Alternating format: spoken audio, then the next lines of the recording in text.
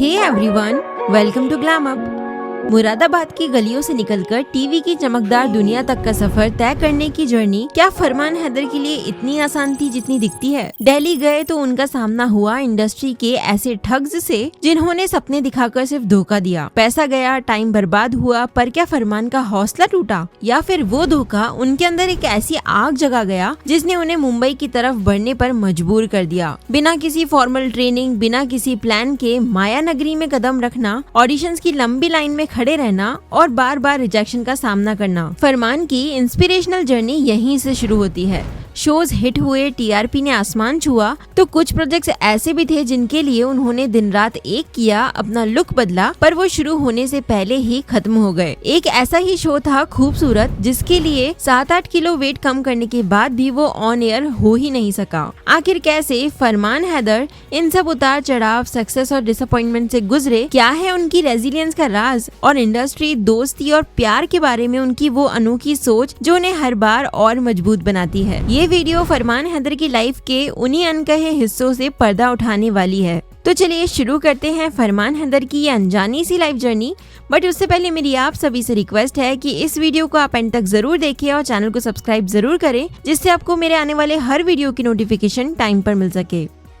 फरमान हैदर का जन्म 23 दिसंबर 1994 को मुरादाबाद, उत्तर प्रदेश में हुआ था और उनका पूरा बचपन भी वहीं बीता। उनकी आईज काफी बड़ी थी और बचपन में वो थोड़े से मोटू से और शैतान से थे, और उनकी शैतानियों की वजह से ही लोग उन्हें प्यार से कन्हैया कहकर बुलाते थे। मक्खन और घी खाना, हर किसी माँ का लाडला बनना, किसी के साथ भी चले जाना, ये सब उनकी पहचान थी। उनके 2 सेट पेरेंट्स थे, एक उनके जन्म देने वाले माँ बाप और दूसरे उनके नाना नानी, जिनका उनकी परवरिश में बहुत बड़ा हाथ रहा है। फरमान के लिए उनके नाना नानी उनके माँ बाप से कम नहीं थे और उनके लिए उनका प्यार उतना ही गहरा रहा जितना उनके पेरेंट्स का था। बचपन से ही उन्हें बहुत प्यार मिला। फरमान कहते हैं कि वो बचपन में बहुत लाडले थे और अब भी हैं। उनके पेरेंट्स माँ शबाना आजमी और पिता अकार हुसैन दोनों ही बहुत फिल्मी थे। फरमान बताते हैं कि उनकी मदर का चेहरा और अंदाज शबाना आजमी एक्ट्रेस से मिलता जुलता है। उनके पेरेंट्स ने अपने सपने फरमान और उनके सिबलिंग्स के जरिए जीने की कोशिश की, इसीलिए उन्होंने हमेशा फरमान को स्कूल और कॉलेज के फंक्शंस जैसे नुक्कड़ नाटक, प्लेज और एनुअल डेज में पार्टिसिपेट करने के लिए हमेशा मोटिवेट किया। आज भी जब भी वो कभी अपने पेरेंट्स से झूठ बोल देते हैं, जैसे कि टाइम पे घर आने या खाना खाने के बारे में, तो उन्हें बहुत बुरा लगता है। उनके लिए उनकी फैमिली हमेशा उनकी प्रायोरिटी रही है और रहेगी। जब वो कभी उदास होते हैं तो सबसे पहले अपनी माँ को कॉल करते हैं।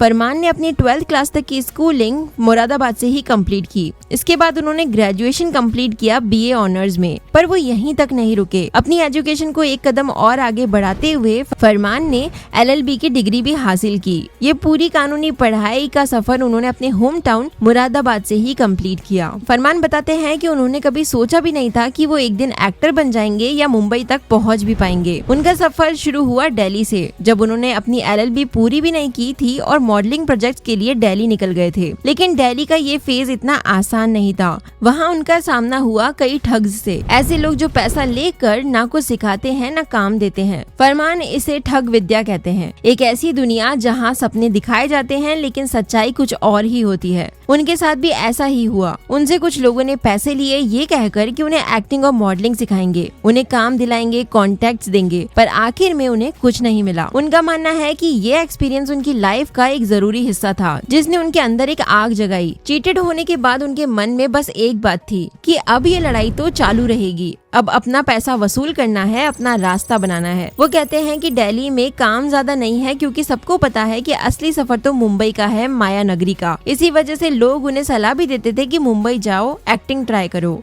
इसीलिए लोगों की बात सुनकर फरमान बिना किसी वर्कशॉप या थिएटर बैकग्राउंड के बस सीधा मुंह उठा के मुंबई पहुंच गए थे, बिना किसी प्लान के, सिर्फ सपना लेकर। वो ईयर था 2017 जब वो माया नगरी मुंबई पहुंच गए। उनका मानना है कि आज लोग उन्हें ऑडिशंस के लिए बुला लेते हैं क्योंकि वो डिसेंट दिखते हैं या फिर उनका लुक गुड लुकिंग लगता है, लेकिन जब वो पहली बार कैमरा के सामने गए तो हालत खराब हो गई थी। उनके हाथ कांपते थे, लाइंस फंबल होती थी और वो बहुत कॉन्शियस हो जाते थे। कई बार के रिजेक्शंस के बाद उन्होंने डिसाइड किया कि अब खुद पर काम करना होगा। उन्होंने अपने कमरे में एक ट्राइपॉड और कैमरा लगाया, खुद से सिचुएशंस लिखते और लगभग 6 महीने तक रोजाना एक्टिंग प्रैक्टिस की। धीरे धीरे उनका कॉन्फिडेंस वापस आने लगा, लेकिन फिर भी रिजेक्शंस मिलते रहे। इसी दौरान उन्हें कुछ मॉडलिंग प्रोजेक्ट्स मिलने लगे, जैसे एड्स, प्रिंट शूट्स, कैटलॉग्स और ई-कॉमर्स के काम। ये छोटी छोटी जॉब्स ही उनका घर का खर्चा चलाने में बहुत ज्यादा मददगार बनी। उनका पहला काम एक ई कमर्शियल था शर्ट्स के लिए।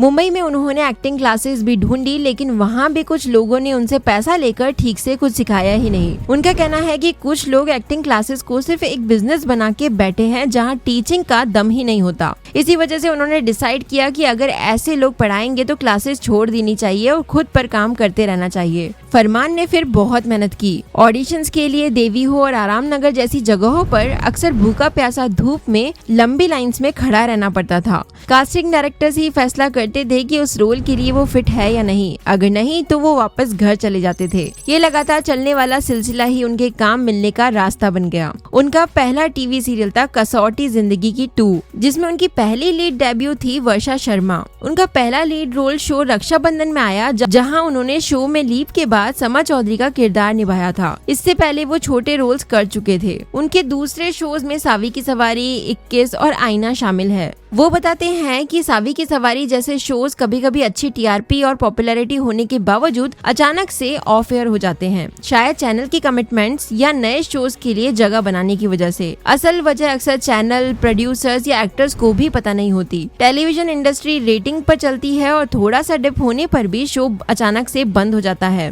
फरमान हैदर ने बताया कि उनकी और समृद्धि शुक्ला की जोड़ी को लेकर कुछ कंट्रोवर्सी या अफवाहें भी बहुत फैली थी। वो कहते हैं कि सिर्फ दोनों लोग ही ये सच्चाई जानते हैं। उनका मानना है कि ऐसी स्टोरीज बस बनाई जाती है, लेकिन टीआरपी बढ़ाने में कोई मदद नहीं करती। टीआरपी तो स्टोरीज और चैप्टर्स पर ही डिपेंड करती है।